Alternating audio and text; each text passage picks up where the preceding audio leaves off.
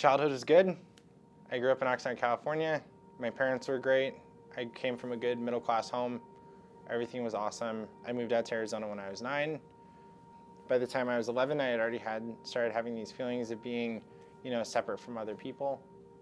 Common story. And there was a lot of pull to be like other people and to get other people's approval. It's a big resounding thread.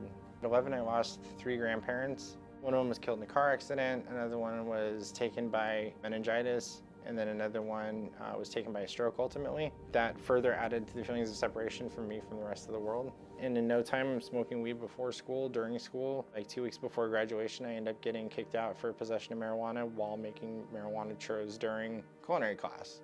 I was at a party once, and this kid came out of a bathroom with a piece of tin foil with some black shit dripping off of it. I didn't know what it was, but it turns out, like when they say opium, it's heroin. That was a pretty life-changing event right there. When I was 16, 17, my parents had me in adolescent programs for substance abuse, which I couldn't stay in. They introduced me to the 12 steps for the first time.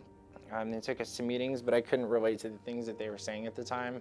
But the first rehab that I go to is when I'm 19. After I got out of that first rehab, I went to a party. I didn't go to rehab for alcohol. Alcohol's not my thing. It just happens to be here, And so the next day I know I'm off and running again. So I go to rehab again the next year. In and out of rehab 4 or 5 different times. I'm hospitalized for overdoses. I'm getting arrested on a yearly basis. By the time it had finally come to this point where I'd been drained of everything in life that was worthwhile, living with this lady in her house and stealing money from her, stealing property from her to go pawn. I asked her if I could stay the night there. She said yes. The next morning, I realized that I still have this iPad. This iPad is like gold to me because it's worth $100 at the pawn shop. So I take the iPad down to the pawn shop. I go pawn it the next morning. And then I go and I get loaded for the last time. But while I'm sitting in my truck, cooking up a shot, I'm wearing basketball shorts with cigarette burns on the insides, rubbing against my legs. Everything hurts. Everything feels icky and gross. My stomach hurts. My muscles are tense and painful and sore. And my head's going a million miles an hour. And the next thing that pops into my mind is, how am I going to kill myself today? Something has to happen. Something has to change. It's going to have to change right now because I can't go on like this anymore. And the next day I go back to detox and I'm actually sick. And then I'm willing to listen because something had happened where the ideas in my head had gone out of my head and I was willing to take somebody else's suggestions because every idea that I had always involved me getting loaded. I started working this program that everybody had been talking to me about. They told me to get a sponsor and start going through these steps. I picked up a guy. It seemed to have worked out. The thing that he had shared that made sense to me was he talked about his shame.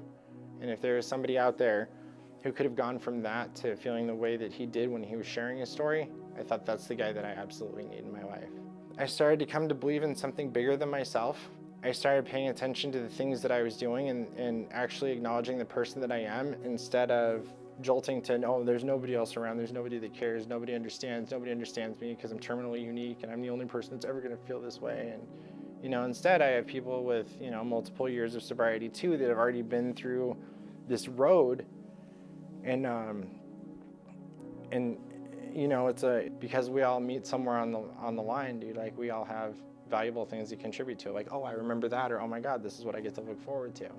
I was a different person making these choices. I was living by actually like moral reasons this time, and like practicing honesty. Like, I can't work in a place where I'm trying to screw people over on money, so now I have all this fear about things. Like, what's just beyond that? Because I'd never been there before. Instead, like, as soon as I feel the fear, I see the fear, I want to run away from the fear. So like right now, what can I do that's just right over here? A lot of the things that we face is just thinking about myself constantly, and oh my God, are these guys gonna like me? Are these, is this group of people gonna like me? Like, me and my wife are gonna be looking for a house now, and I inherited an amazing little 8-year-old boy. My life is good, and it has never been this good, ever.